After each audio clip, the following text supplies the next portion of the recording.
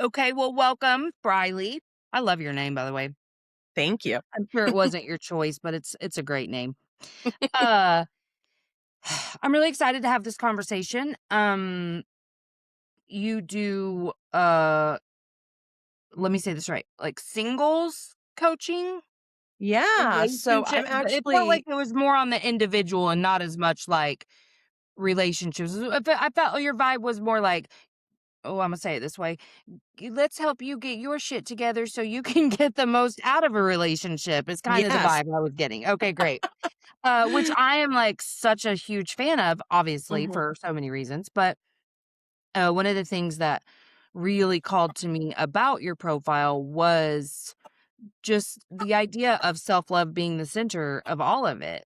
And I talk so much on here about the fact that I wasn't able to receive love from anyone and really truly believed I loved everybody in my life more than they loved me. And then mhm. once I started cultivating that self-love, I remember very specifically where I was and what I was doing when I was like, "Oh, they do love me." It was the most bizarre feeling.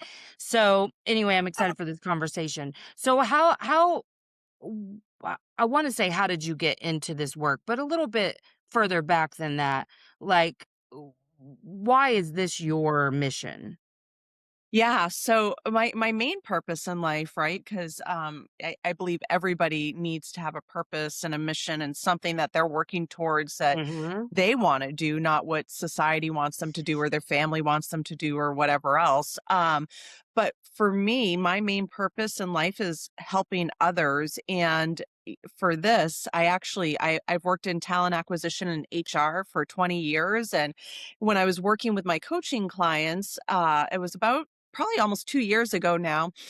A lot of people I talk to, they talk about, their work-life balance and how their careers affect their home life and other things, and even down to, like, I had people say to me, "Briley, my marriage is on the rocks because, like, this job is just, like, blowing up my life," but they had Mhm. to work because you gotta pay the bills and keep the electricity on and everything else.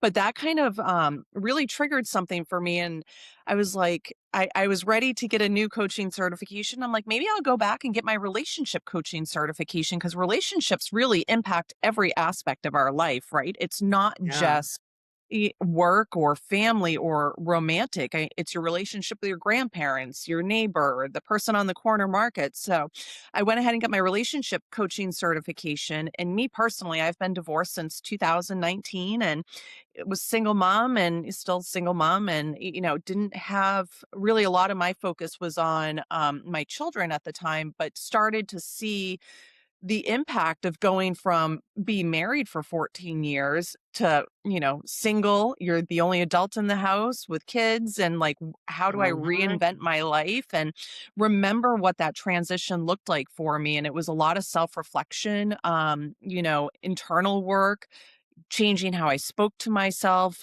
breaking patterns that I had, built up as a wall over the past 14 years and really unlearning that and coming back to myself. So once I finished with my relationship coaching certification, I created Building with Bride, which originally had started out as a singles empowerment platform for people that are alone, or maybe, they're just getting out of divorce or had a breakup, or even to, ended a relationship with a best friend and you went out to coffee with them once a week or whatever else. Like, how do you change that mindset back into positivity and really caring about yourself, but also too doing that work, because we're not all perfect, right? Like, trust me, I've made plenty of mistakes in my life and, done things that, I wish I could take back, but that's just not reality, right?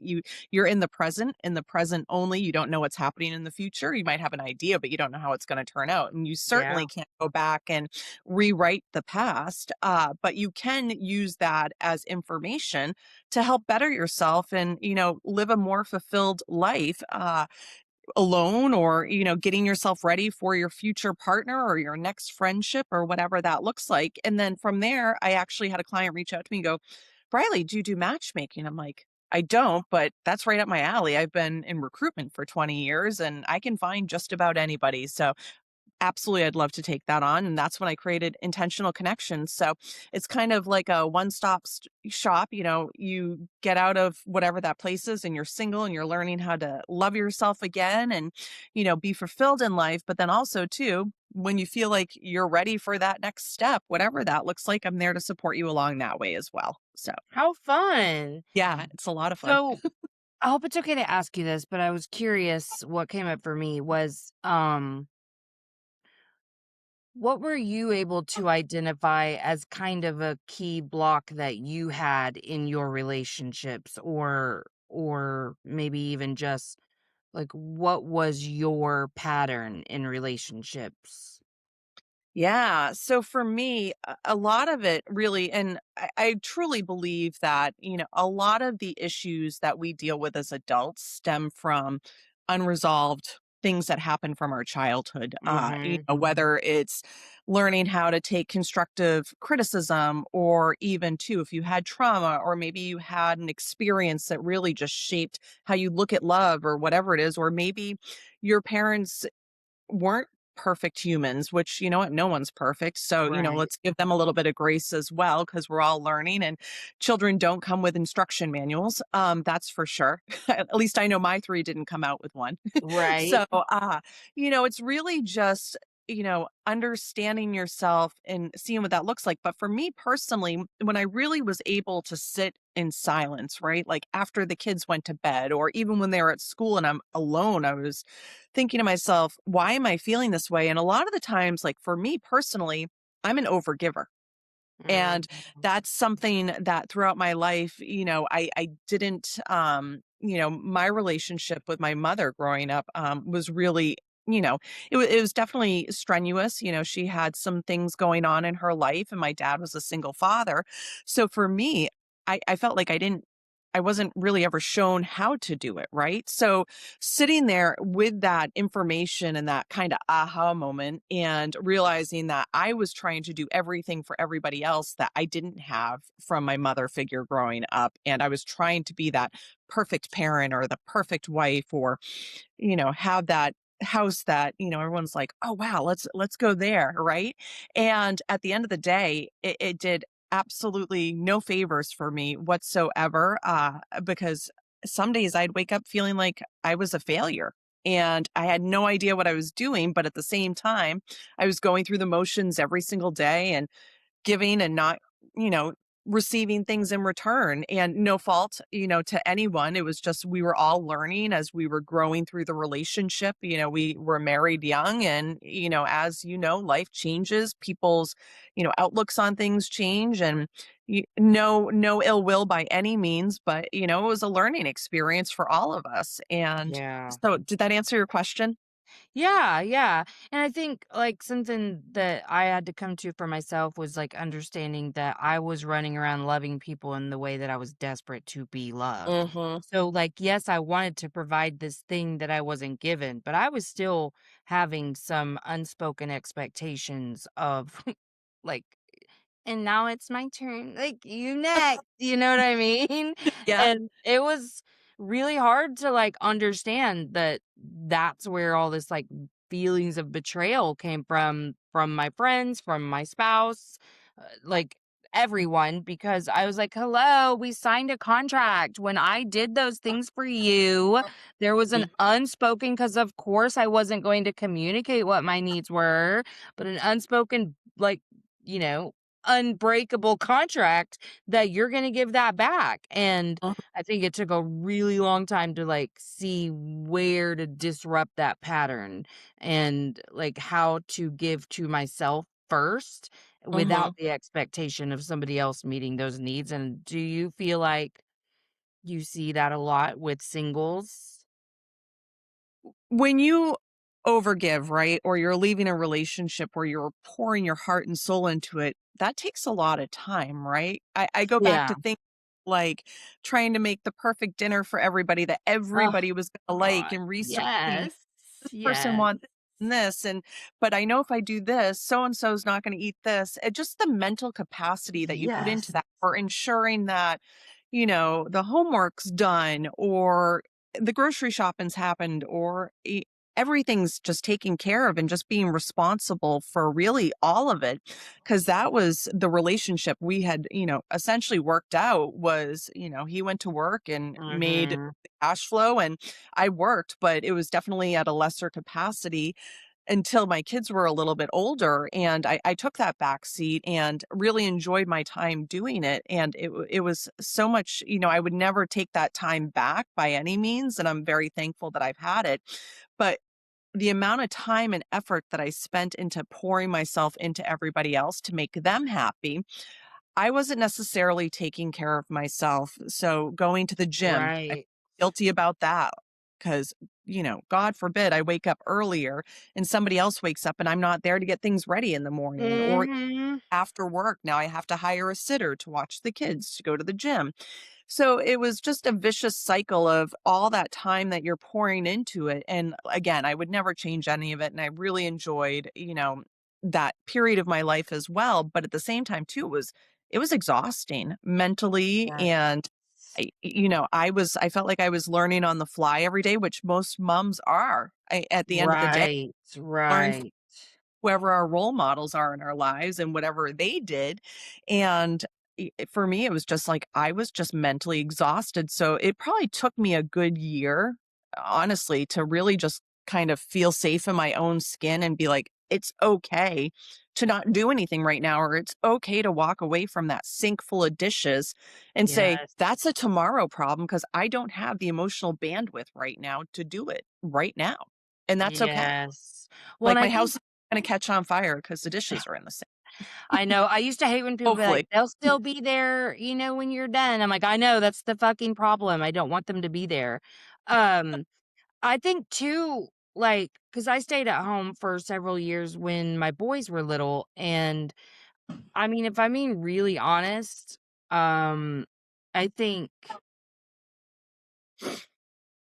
well, we live in a very transactional world, and I'm just gonna say, like, Yeah. part of the patriarchy is if you're not earning an income, then you have to justify not just you staying home, but your whole fucking existence. And Mhm, so then moms who entered into this field of like, I just want to be the primary caregiver because I'm paranoid or whatever the reasons are that you don't want to send a little one off to other people not that mm, I mean, I did with my 3rd, like, I have no judgment about it, but if this is a choice that you wanna make, I don't think that it should come to your own demise and at your full sacrifice, and I think mhm, that's what so much of stay-at-home mom is justifying your existence as a woman, and like, "Oh, so I remember even fucking mowing the lawn, and it wasn't like, my ex-husband never said, like, "You stay at home, you mow the lawn," and in fact, I'm sure he'd be like, "I would do that." But I was in full blown trying to prove to myself, but to everyone else, like, that it was okay that I was making this choice. Like, I didn't want to leave an infant with somebody I didn't know. So mhm. I made this choice. And also, like, that first one, he was so easy. I loved all of it. I was like, oh, okay, great, great. It wasn't until the second one came along that I was like, this is so fucking hard. What are we doing? Um, but yeah, so I think there's that. And I think women struggle with identity in very specific ways. Like I know that men do too. Mhm, But I think because we really are taught implicitly and explicitly, you should at all times be able to do it all, no matter mm, what. So like if you're entering any relationship with this force filled up of like I'm hyper independent. Meanwhile, the thing I'm craving more than anything is support and love and nurturing and being yeah, held. Cause that was where I came to at the end of like a mental health crisis and beginning to heal was like, I have been in this masculine energy for my entire life and I have been fueled by spite. I no longer want to be fueled by that. I want to be fueled by love for myself. And love for myself says, I am so ready to be soft and held and nurtured. Like, Mhm. all this time, I appreciated, like, "You're so strong, you're resilient," whatever. Those were words that were good for me at a certain time, and then it was like, if I'm never called strong again, it'll be too soon because it feels like you're saying, "You're doing great on your own, honey, like, you're drowning, but that you're treading water, good job," and I didn't want that anymore, and so I think for any relationship to be successful, you have to feel safe to say what you need. And that's so true, and I think back to when I had made the decision to stay home with my children. It was after my 3rd daughter was born, and childcare was absolutely obscene at the time, and that was 17 Yes, years ago. Can't even yes. imagine what's happening today and what families are going through in that position, Mhm, and for me, I was running an operations department and working 60 to 70 hours a week with 2 kids, and oof, going from that though to being so a much. stay-at-home parent on top of just giving birth. There's just so many, major life changes you have in that moment as a mother, as a partner, as a Mhm, wife, as a friend, as an employee, and I really in society, I people don't give enough credit to women that are going through those challenges in that time. It's just expected. And yes, we have maternity leaves and things along those lines, but I remember even within that first 6 weeks when I had my 3rd child, I still had to do the dishes, I still had to cook for everybody, and I was yes, mentally exhausted and actually got really sick after the hospital, so I was ill, and time yes, helped as much as he could, but at the end of the day, you're one person trying to carry this heavy, heavy load. So it's really acknowledging that you are worthy of breaks. You are worthy to say, I'm not okay, or things are not yes, working out. And I yes. know people don't enjoy hearing that, right? People want to talk to you when things are great and you're flying high and getting You promoted and shine doing your all the light on them, yeah. and you can share that positive energy. But also too, it's very telling when you get into a very difficult spot, because I've been there plenty of times in my life. And when you go to reach out to those individuals who you think are your, confidants, close friends, or role models or peers, and they don't always know how to handle it, or, support you through that, or they feel like it's too much to take on because of something they're going on. So really creating those tools to work with yourself on it, to change that mindset and to get what you need, you have to start there first, because you're the only person that is going to chase that down for you. Nobody else is going to put a band-aid on your situation. I mean, sure, people can help you, yes, but at the end of the day, when you're dealing with that transition from going from relationships or family to by yourself, you're by yourself, and you can either Yes. sink or you can decide to do something about it. And everybody, there's certain things that happen in life, maybe that transition that for you and help you make that decision. But at the end of the day, we all come into this world, right? With ourselves, and we all leave with just ourselves. And I say that to people even in career coaching when people are trying to put a monetary value or a title onto them. And at the end of the day, we all came in naked, right? And here we are as babies and infants, and we're all going out with nothing. And Yeah. you got to make use of the time that you have here while you're doing it, and you can't just wait hoping that somebody's going to solve your problems for you. Yeah.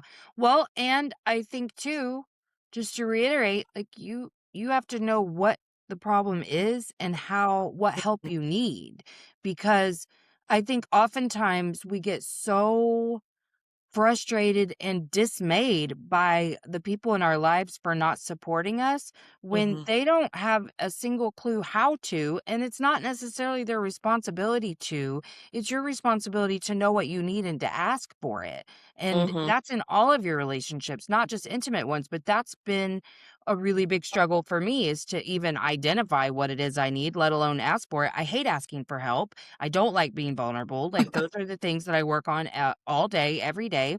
But even like the other day, I was using Chat GPT because so we just lost a child last month to Oh, an sorry to hear. accidental overdose, and it's been really strange, obviously, but I was, like, thinking, "Okay, so it's my responsibility to ask for what I need, but I don't fucking know what I need because I don't need to, like, I don't feel this need to, like, rehash over and over, like, because I have my family for that. Like, we Mhm, talk about him and the situation every day, so I don't necessarily need my friends for that. I did at first, like, I wanted to talk about it as much as possible, but, like, now I think they're afraid that I wanna talk about it all the time. I don't, but I also didn't know what I needed, so I was like, "What do I need, ChatGPT?" And it gave great suggestions, like, if I'm just needing joy, like, can we go do something fun together? I'm having a heavy day, but I don't want to talk about it. Can we go on a walk together? Can we do this together? Like asking these specific things. And that also by, like, us learning what we need and how to ask for it, that is how, like, we teach other people how to do that, and mhm, they go, "Oh, now I know, like, that was a great it wasn't as heavy as I thought it was gonna be," because mhm, people really get so afraid that you're gonna just, like, trauma dump all your shit on them, and so they're like, "Oh, I can't handle that," but they can handle going to coffee with their friend, and people don't mhm. know how, like, meaningful things like that are, so I really think in any Yeah, transition we get so afraid that we're gonna have to get down in the muck with someone, mhm, and it doesn't have to be that serious. Like, you can take a friend to coffee, you can take coffee to your friend, you can pick up a load of laundry and drop it off. Like, there's so many different things, but we're all so afraid to ask for the help that none of us have learned most of this because yeah, we're not accustomed to really showing up in community with people. And I think mhm, that is a real hindrance in all relationships, but even your intimate ones. Because if you don't know how to identify what you need and you're expecting your partner to just like know that inherently, well, who the hell did they learn it from? Nobody. Nobody. We've all been little self-sacrificing individuals, mhm. thinking that we're doing the right thing by overgiving. Like that's Yeah. almost everyone I know? And really being a good friend or partner or even family member, if you know somebody's going through a challenging time, like you're right, you don't necessarily have to fix everything for them, but be a really a sounding board for them and just asking them specifically, what do you need? And let them know it's okay if you don't know what you need right now, but I'm Uh-huh. here. So, I've had situations with really good friends and going through things, and I didn't necessarily know how to support them, or I did in that moment, but they weren't ready to hear that yet. Yeah, yeah. So, you have to be able to put that lens on to say, "Okay, I know how to help them, but they're not ready for it yet, and it's gonna maybe backfire even going that route." So, really being emotionally in tune with what they're going through and also thinking before you just open up to give suggestions to people because you might absolutely, really send them into a tailspin or something else if they're not in a good state of mind. And sometimes it's as simple as a hug or even just, you know what, I need somebody to just sit with me and watch TV so I'm not alone. Yeah. Yeah. That's and it doesn't have to be some fancy dinner or, some psychological project or emotional vom Yeah. call it, you Yeah. trauma dumping, I call it emotional vomiting. Yeah. Um, Well, but I think that people really do feel like that they are supposed to show up in that capacity, like a Mhm, therapist. And I'm like, honey, there isn't shit you can say anyway. Like, there's nothing you can say to me that's gonna make me feel better, but being around really helps? mhm, So, like, but I can remember I can't even be mad at people because I remember being in this exact scenario, like, well, I got a couple of things in my arsenal, and that's all I know how to do. Thankfully, they ended up being helpful, but, yeah, like, shit, I mean, I worked in grief for years, so, like, I knew a little about but, you can't really imagine this unless it's your own experience, but I knew a couple of things from hearing people talk. So I was like, yeah, "Okay, let me do these things." But, like, I'm not having these great expectations for people, mhm, but I also knew I'm not feeling like my needs are being met, but I don't even know what those are. So mhm, I feel like that's a part of that cultivating self-love is to know yourself well enough, like to say like, this is what makes me feel held by others. And it's not the same for all of us. Some people don't want presents. They Mm, want you to leave them the fuck alone. So, okay, but it's important that you say that, cuz how mhm, many times have they been reached out to and then they're resentful because people are reaching out to them when they just want to be left alone for a little while, you know? Like, you mhm, have to know what you need on this earth. mhm, People cannot just like inherently know because mhm, nobody's been taught how to meet their own needs first. mhm. That's so true, and it's okay not to have solutions too, like, and Yes. we all are so used to instant gratification right now, right? Like, if Mhm. I really wanted Chick-fil-A or some other, takeout, or even if I wanted sushi, I could probably hop on my phone and DoorDash it, and it'd be here in 20 minutes. Yes, There yes. is no patience, or I don't wanna say there's no patience, but there's no waiting, or, like, we're all looking for an instant solution Uh-huh. times. You're not going to find the solution just sitting with your thoughts or meditating. Like, sometimes it takes time to even process what you need. So for me, when I'm trying to get centered, and what I tell my clients is sit with yourself in silence and just feel it. Like, what is the first thoughts that are coming to your mind? Because you know yourself the best at the end of the day, Mhm. right? You talk to yourself more than you'll speak to anybody in your entire lifetime, and nobody else is getting in between those 2 ears talking all day long except for you. So, you have to really, like, be aware of what you're saying to yourself, change the dialogue, and it's practice. Like, there's Yes. a lot of great things that we can do to support us when we're going through challenging times. Grief looks a lot of different ways for Mhm. people, and or we're out of a relationship where maybe we've been home by ourselves for 3 months and realizing that, oh my gosh, I'm alone and this isn't as fun as I thought it was going to be, and this is really hard, and I don't have Yeah. anyone to tap out or say, "Hey, you wanna split the electricity bill with me?" It's really it's challenging to be Ooh, alone, yes. and even with a great support system. So really sitting there and seeing where even the heaviness feels, right? Like, we all carry stress in our emotions in different parts of our body. It's just not mental.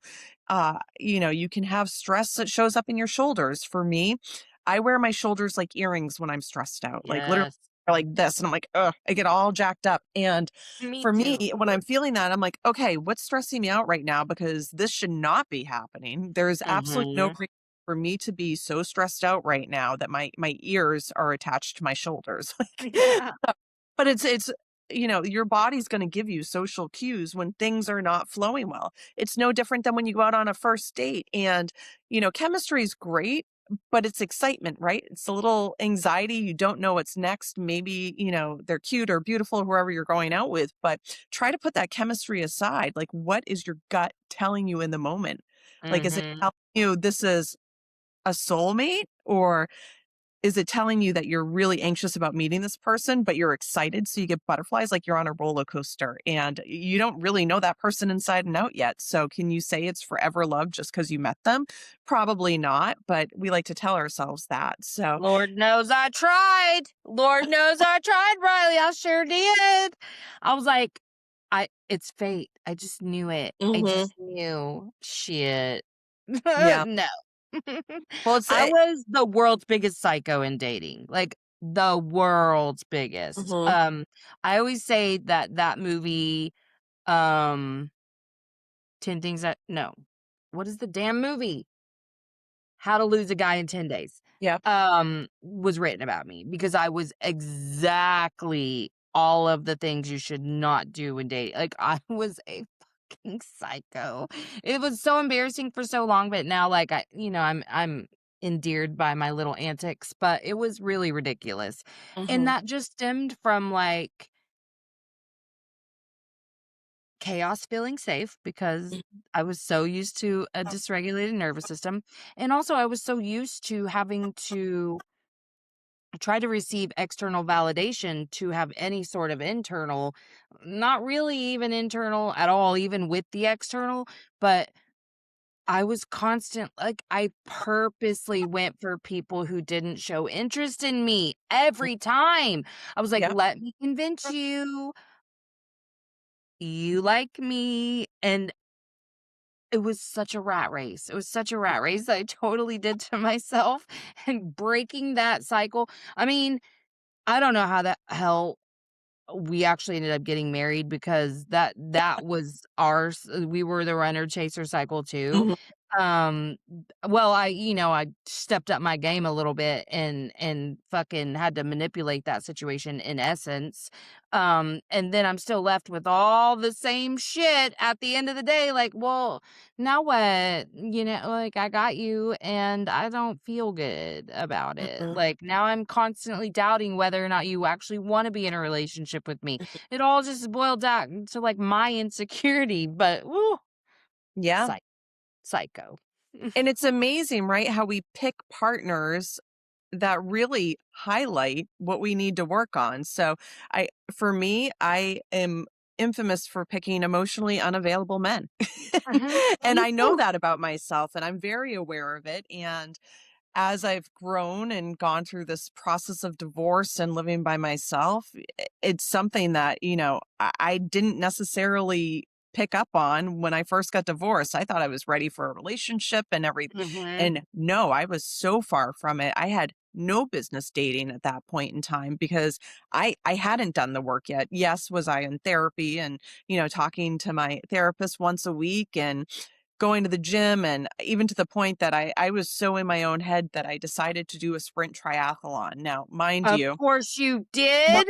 Of right, course you did. it's the overachiever in me because 'cause I'm like, "You know what? Yes.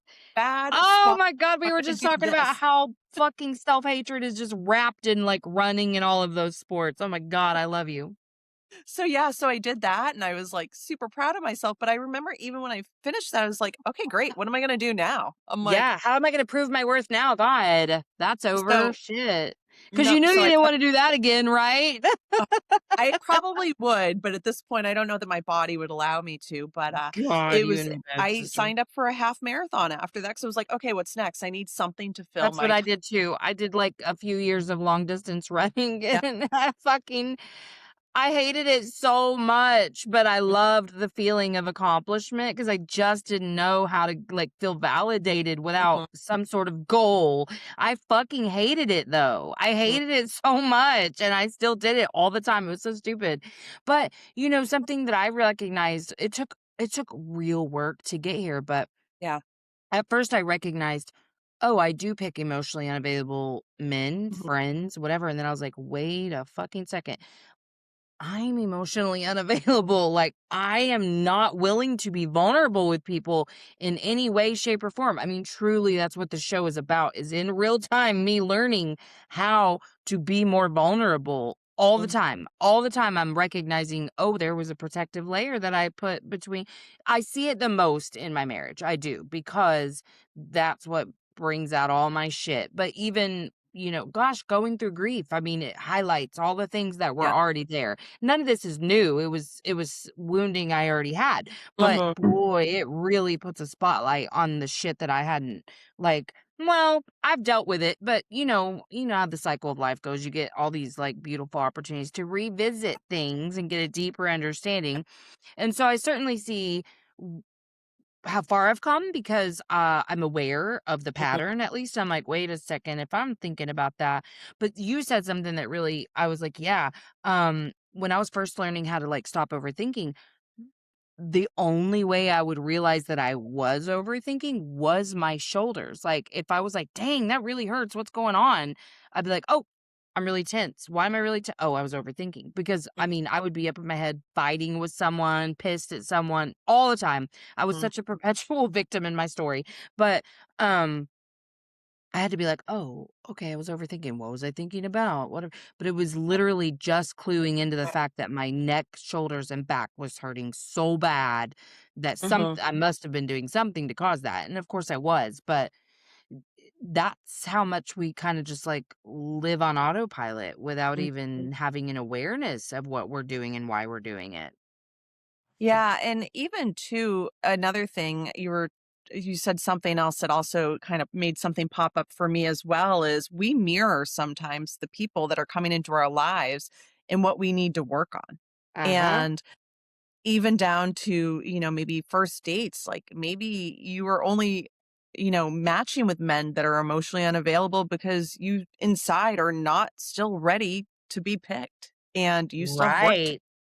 and Yeah. it's have to be honest with yourself on that. And also too, you can't allow people to take your life hijack either and just like run away with it. So I've been in a relationship before and I remember I got ghosted and did all of that fun stuff. It was a total situationship. And I remember thinking Yes. to myself, why doesn't he like me? Like, Mhm. why wouldn't he like me? And I was grasping for straws, right? And when I didn't hear from him, I automatically assumed it was me.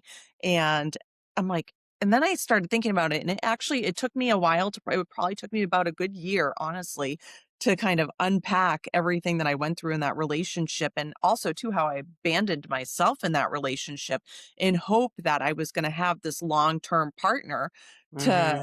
to, not necessarily support me, but to be emotionally available for me.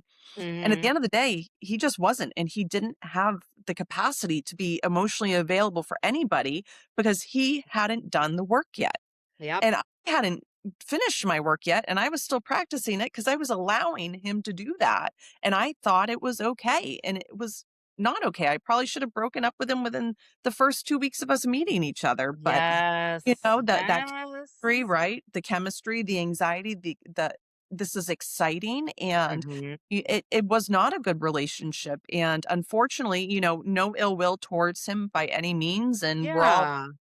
even as adults, I try to, when I'm talking to adults, if they're misbehaving or acting out of character, I always try to bring it back to, okay, is this child Melissa acting out, or is this Melissa that's healed and talking, right? And really understand where people are coming from. But when you're in the thick of it too, sometimes it's very difficult. So you have to put that separation in between you.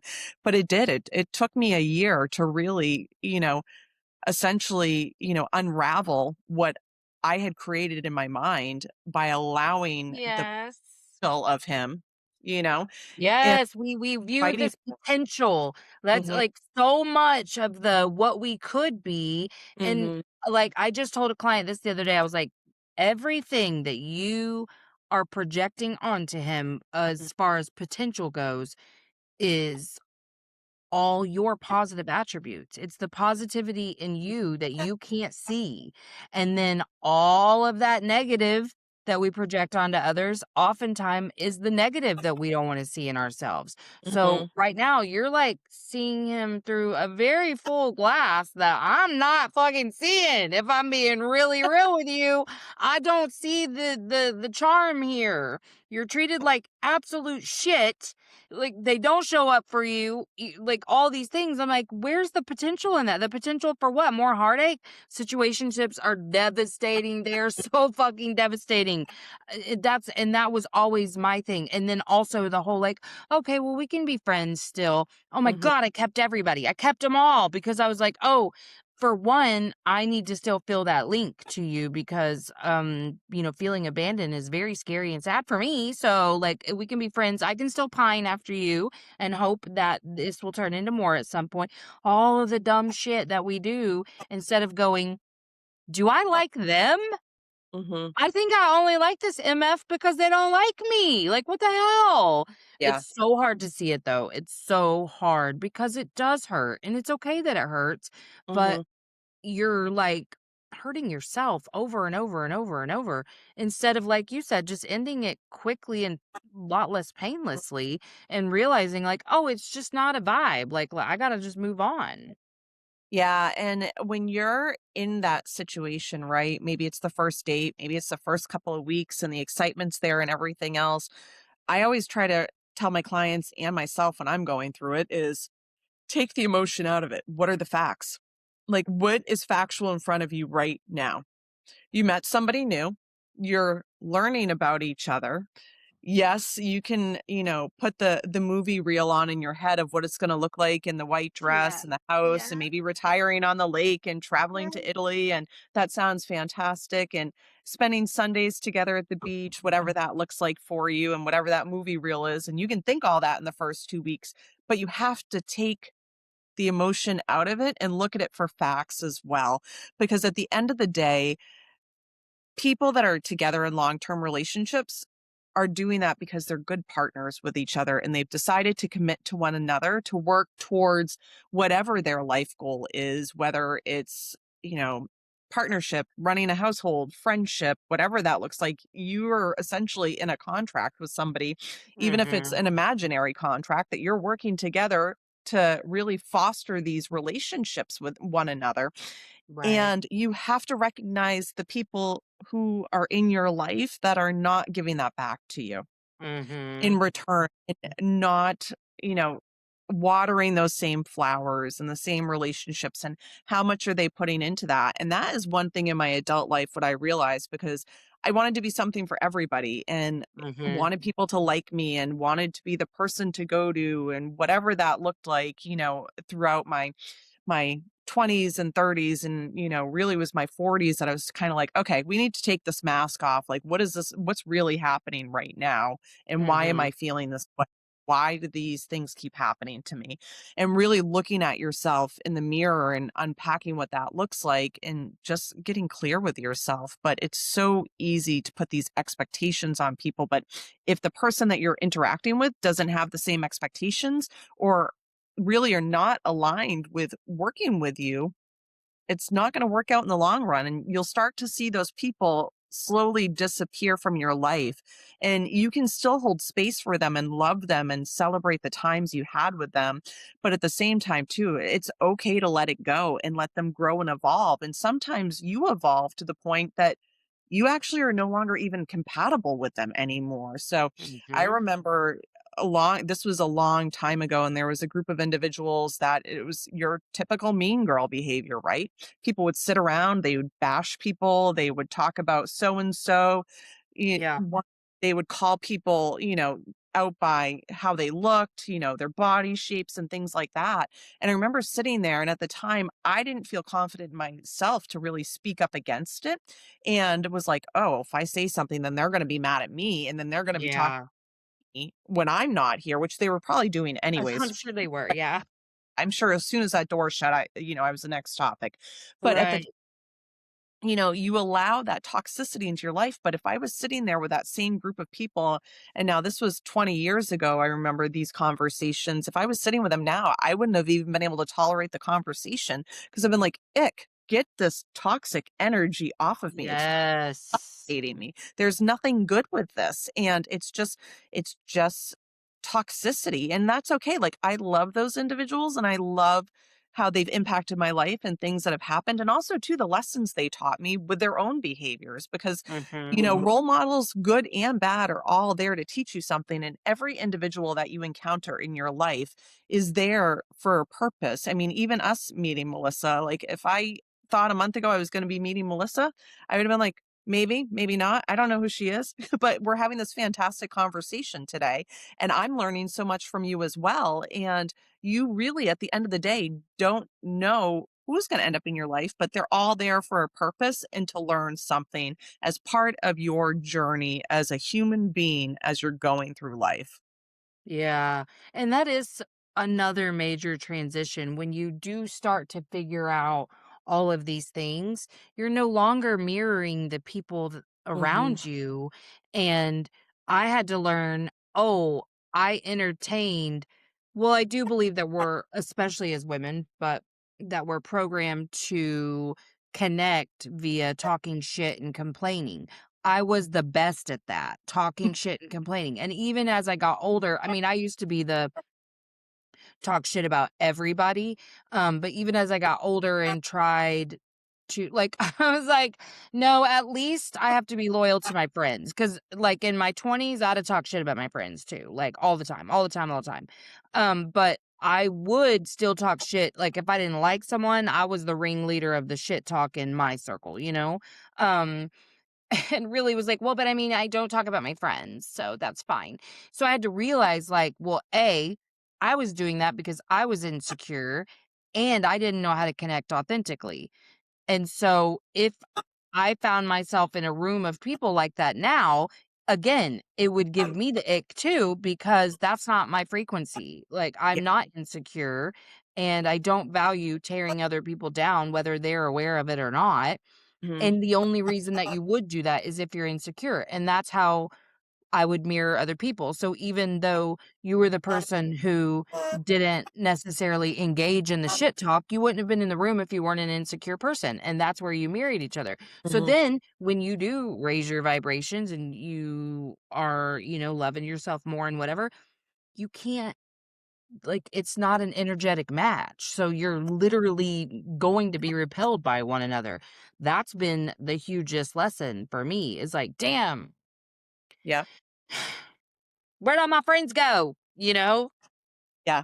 And it goes too when you're thinking about even men and women. It's not just women with their light, right? There's men that do this work too. And they are Yes. just beautiful humans and great souls. And I'm lucky enough to have some really close friends that are men that are going through this journey as well. And I applaud them because sometimes, men are masculine and they don't want to get soft like that. But Yeah.